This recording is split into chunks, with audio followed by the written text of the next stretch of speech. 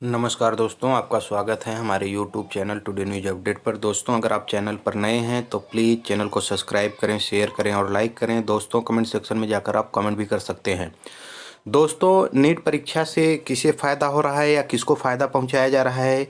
क्या यह एक बड़ी साजिश है या बड़ा घोटाला है? इसे जानने के लिए वीडियो में अंत तक बने रहेंगे। आज हम चर्चा करेंगे इसी विषय में।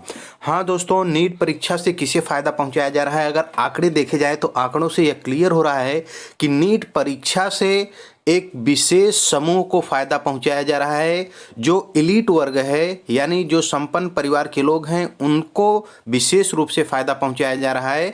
और इससे सबसे ज़्यादा नुकसान जो हो रहा है वह हिंदी भाषी पढ़ने वाले या स्टेट बोर्ड से पढ़ने वाले जितने भी बच्चे हैं, चाहे वो किसी भी राज्य को हों, चाहे हिंदी मीडियम के, तमिल मीडियम के, मराठी, किसी गुजराती, किसी भी मीडियम के जो बच्चे हैं, जो स्टेट बोर्ड से पढ़ते हैं, स्टेट बोर्ड के बच्चों को नीट परीक्षा से बहुत बड़ा नुकसान हो रहा है।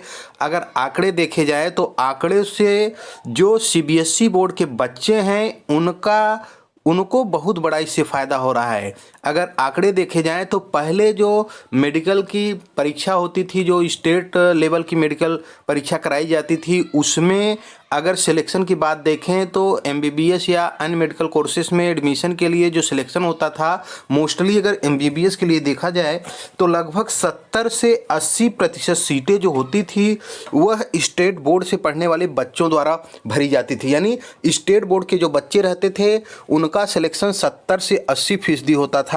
और जो सीबीएसई बोर्ड के बच्चे रहते थे, स्टेट बोर्ड के मेडिकल एग्ज़ाम, एंट्रेंस एग्ज़ाम में उनका सिलेक्शन 20 से 30% होता था।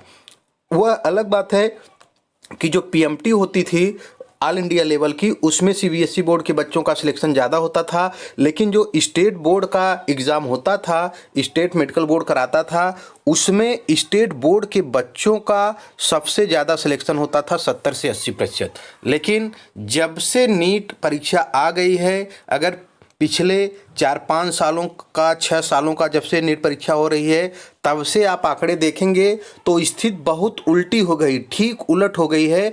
अब नीट परीक्षा में जो सफल होने वाले बच्चे हैं उनमें सीबीएसई बोर्ड या आईसीएसई बोर्ड के जो बच्चे हैं उनका प्रतिशत लगभग 70 से 80% हो गया है। और जो स्टेट बोर्ड के बच्चे हैं उनका जो सिलेक्शन हो रहा है वह 20 से 30% हो रहा है। तो यह कहा जा सकता है कि जो English medium CBSE board, ICSE board से पढ़ने वाले बच्चे हैं, नीट परीक्षा उनके लिए बहुत ही सुविधाजनक हो गई है, उनके लिए बहुत बेनिफिट वाली हो गई है और इन्हीं बच्चों का बहुत ज़्यादा फ़ायदा हो रहा है।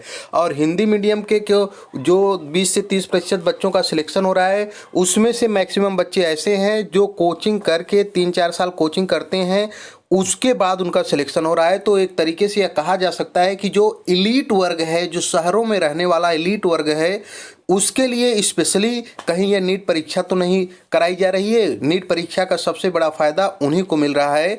ग्रामीण क्षेत्र के बच्चों का नीट से बहुत बड़ा नुकसान हुआ है अगर आंकड़े देखे जाएं तो दोस्तों, ऐसी जानकारी के लिए बने रहिए हमारे चैनल पर। धन्यवाद।